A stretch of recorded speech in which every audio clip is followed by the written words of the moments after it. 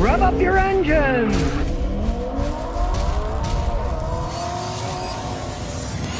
Okay, it costs a lot of money to insure a Tesla. Why? The average Tesla costs $3,947 per year to insure. In Tennessee, to insure one of my cars, it cost me like $350 a year.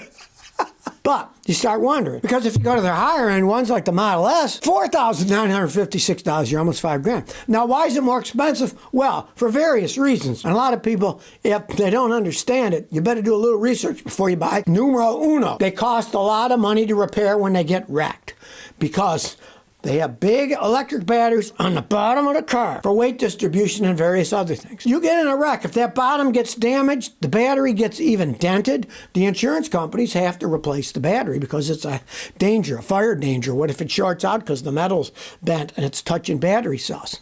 You get a Tesla, some of those battery replacements are $20,000. Who's paying for that? The insurance company if it was in a wreck, right? A lot of times they don't even pay for that. They just total the car, give it whatever it's worth, right? Since they are extremely fast, the faster cars tend to be in bigger accidents. Charge more money then. It's one of the reasons exotic cars, sports cars cost more to insure. They get in more accidents because people drive them faster. You add a lot of stuff together, electric cars now are more to insure. I can guarantee in the future, it'll be even worse.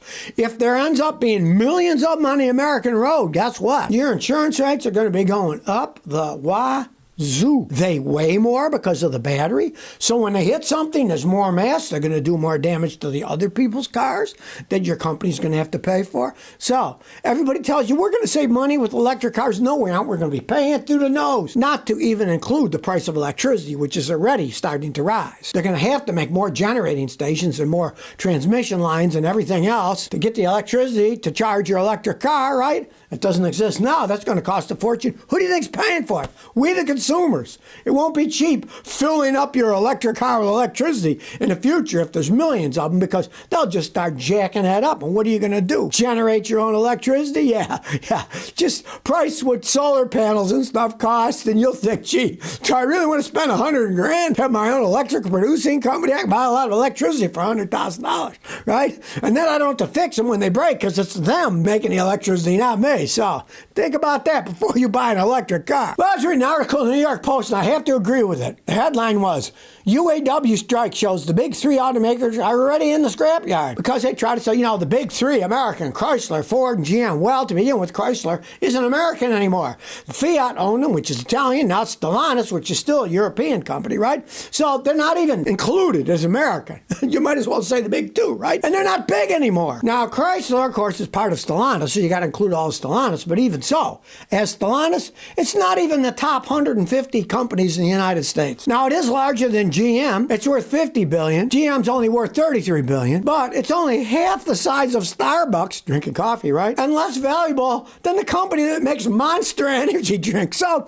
when it used to be there was a lot of employees, there aren't that many left. Their power is dwindling. And Ford and General Motors combined are worth only 10% of what Tesla is. They don't have the power. All the people working, all the money, it doesn't exist anymore. It is kind of in the past. The big three is more or less in the past. They are fading away. Look at Ford.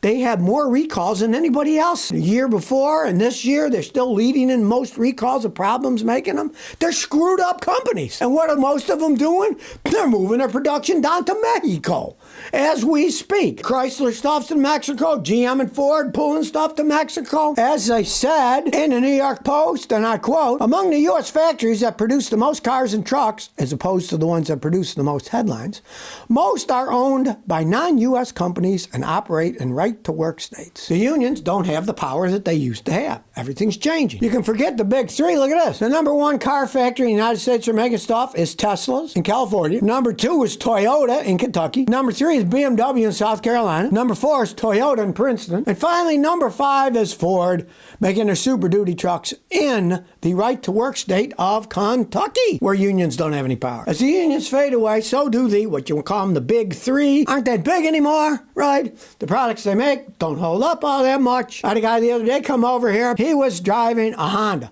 I said, well, why'd you buy a Honda? He said, well, I was smart enough. I leased a Dodge Ram, but it fell apart. It's a piece of crap. So then I leased a Ford F-150. He said it was a pile of crap. It fell apart. So this time he said, I bought a Honda truck. And he's happy with a Honda truck. It isn't breaking down. Eventually, poor quality catches up, and the big three are no longer big anything because they lapse in quality. They lapse in all kinds of things. The majority of their stuff, they're making it down in Mexico now. And we all know what the quality of Mexico is, but it's pretty crappy. Redma Jr. says, my Toyota burns oil. I got a 2015 Highlander, 2.7 4-cylinder I bought used 3 years ago.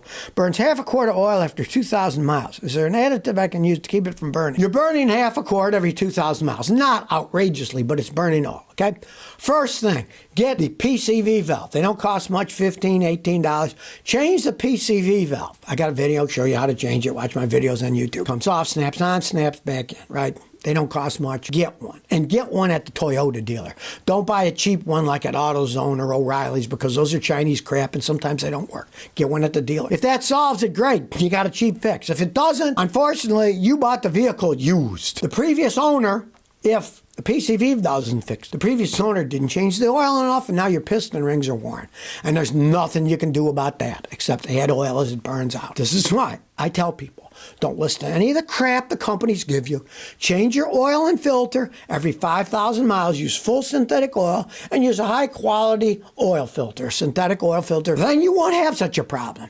But you bought it used. The previous owner, obviously, if the PCV valve fixes it, great, then that's no problem. But if that doesn't fix it, the previous owner just didn't change the oil enough, and now you're going to have to burn a little blow, and you got to add the oil. There's nothing you can do about it. Piston rings are steel, and when they're worn, they're just worn, and it will burn a little bit of oil. Half a quart every 2,000 miles isn't that big deal, you know. Try the PCV valve. It might fix it. Check it out. Elon Musk's up something bizarre. Look at this. He's building this water feature in Austin. They're going to call it a gig water loop. As I look close, you see a bunch of it, a big kind of waterfall.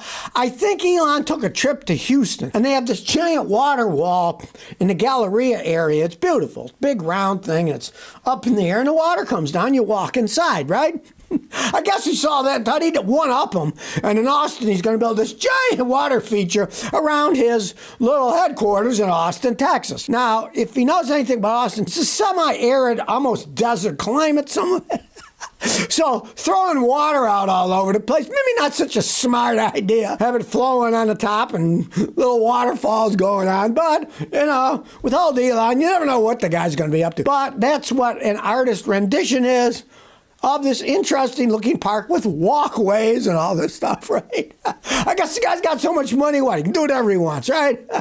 And if the water people say, hey, you shouldn't do this, I'm sure he'd find some way to bribe them so they'll let him build this water feature in Austin. Well, since the offshore wind here in the New England area is starting to fall apart, now New England states are acting jointly to bid for offshore wind. Connecticut, Massachusetts, and Rhode Island are getting together to try to get enough money to get offshore wind built. They got these, rules they made by 2030, you got to have so much power. Well, as I tell people, this is not an efficient way to generate electricity. And here's the farce of it all. During the last week, Massachusetts approved legislation for South Coast Wind to pay the power companies off the contracts that they paid them to build stuff. And they're paying the local power companies, National Grid, Eversource Energy, and Unitil, a total of $60 million to terminate contracts. So they got to stay. They had contracts with them. And now they're paying them off $60 million, pissed on the toilet for them not to build them, right? And here's the hilarious thing. I don't care what anybody says. You have to look at this stuff scientifically. Wind power is a joke. You ask any real scientist, they'll tell you the only really way to do it is nuclear power. That's just about it.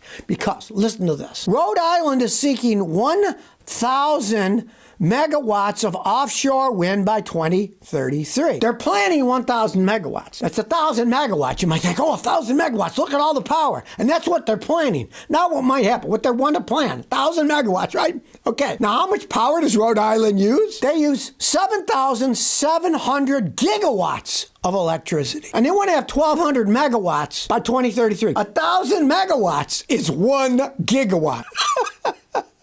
And they use 7,700 gigawatts of energy. So we're talking about less than 1/1000%, right? They use 7,700 gigawatts, and this thing is going to make a little bit over 1 gigawatt. So you're 7,699 gigawatts short of the power Rhode Island would use building these super expensive offshore wind turbines. It is a joke, people.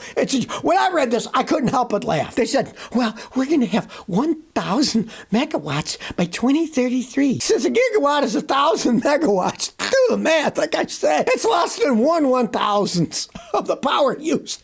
Anybody that thinks this crap is real has lost their minds. They've totally lost their minds. So if you never want to miss another one of my new car repair videos, remember to ring that bell.